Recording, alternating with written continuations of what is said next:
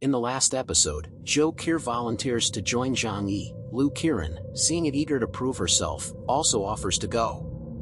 Zhang Yi reminds Lu Qiren that guns are ineffective against zombies, and insists that only Zhou Qir will accompany him, while the others stay in the shelter. As they prepare, Zhang Yi gives Zhou Qir a small pistol for self-defense. The group departs on snowmobiles towards the Snow Worship Church's headquarters. Meanwhile, the Snow Worship sect hurriedly prepares for the arrival of the investigation team and other forces. Bian Junwu, Wu Di, and others arrive and find the sect in disarray, with bloodstains and signs of recent violence. Wu Di mocks the sect's unpreparedness, causing tension. Jing Yixian tries to maintain calm and offers them a place to rest. Bian Junwu questions Jing Yixian about the death toll and food supply, revealing the sect's severe losses and struggles. Despite their large numbers, the sect has lost thousands of members to zombie attacks. Bian Junwu is skeptical about their food sources, which Jing Yixian attributes to scavenging nearby areas. This explanation does not fully convince Bian Junwu, highlighting the sect's precarious situation. Bian Junwu looked at Jing Yixian and couldn't see them under the mirror, but everyone could see that he didn't believe what he was saying. Because in this environment, searching for food also takes a lot of energy. How can snow worshippers dig food from a depth of 10 meters under snowdrifts and then continue to feed a congregation of thousands, sometimes tens of thousands, of people? The expressions on the faces of Jing Yixian and a group of priests and mutants were somewhat different. Anyone could see that they were keeping a big secret about their food. The atmosphere at the scene became stiff. Bailey Chongqing and other investigation team members looked at Jing Yixian and others playfully, their hearts have a vague guess. Such speculation is not uncommon in the end times. Wu Di began, with nearly half of the congregation dead, you can really feed the rest, can't you?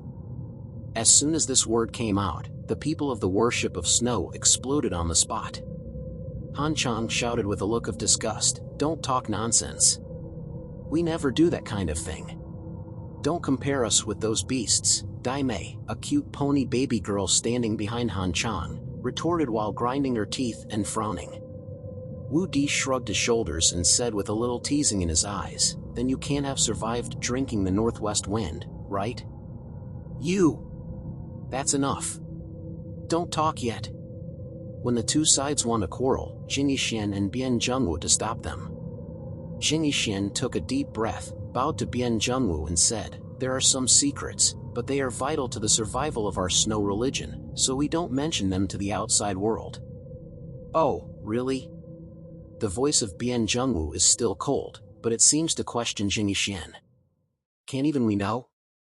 In times like these, any hidden secrets or past transgressions could potentially be linked to the increasing number of corpses we are witnessing. Uncovering these secrets might reveal critical information about the origins or causes of this tide of corpses.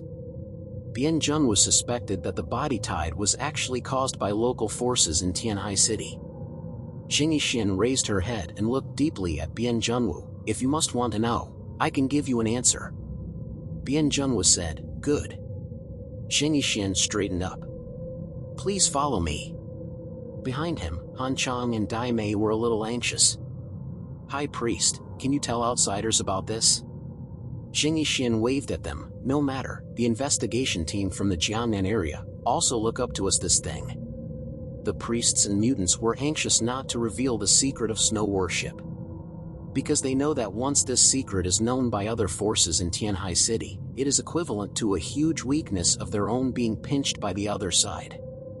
Even these people from the Jiangnan region may envy the treasure. That thing is the foundation of snow worship to this day. However, Jing Yixian, being the high priest and second in rank only to Xiao Honglian, made a decision that no one could defy. Jing Yixian with Bian Junwu and others, toward the abandoned building next to St. John's Cathedral. When they came to the front of the building, the footsteps of Bian Junwu suddenly stopped. He frowned. Because the building ahead gave him a very bad feeling. The gray concrete and steel building plunges into the snow like a coffin. The keen intuition of the Bian Junwu warned him that it was best not to approach this place. Bailey Chongqing also leaned over and whispered, Captain, what a big smell of blood. At this time, Xenjiouzombie in front looked back at them, with a strange smile on her lips. This gentleman has a secret of snow worship. Do you want to come and see? Wu Di folded his arms and laughed. Stop pretending to be mysterious. Bien Junwo raised his sunglasses, silently followed him to go in. There was one thing he didn't tell his team. After losing his sight, his senses became more acute. Just now, he saw something very strange outside the building. Before his eyes, this was not an abandoned commercial building. It was a monstrous monster. Hundreds of meters high, enveloped with dazzling light, countless hands and feet crazy dancing, there are tangled roots in the ground. A group of people entered the building through the entrance, and the smell of blood intensified. But there was something unusual about the blood, not like the breath of the dead, but like it had just flowed out of the living area. So fresh, so rich, not pungent, even a little psychedelic sweet. As they went deeper and deeper, they finally saw the face of the monster. The whole building, deep inside, is taken over by a monstrous plant. Its vines and leaves spread all over the building, and the bright green branches and leaves on the walls gave off an eerie dark green glow. And on the branches, you can see a bright red apple fruit. Bien Junwo and others see such a scene, is also understood something.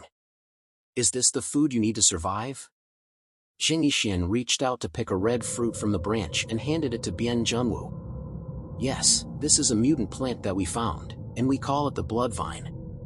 It has a very strong life force. It can absorb the nutrients that exist around it, and then transform it into its own life force and bear fruit. This red fruit is an important food source for us. Bien Junwo took a look at the red fruit passed by Xenjiouzombie and slowly grabbed it in his hands. He did not eat it, but looked at it carefully.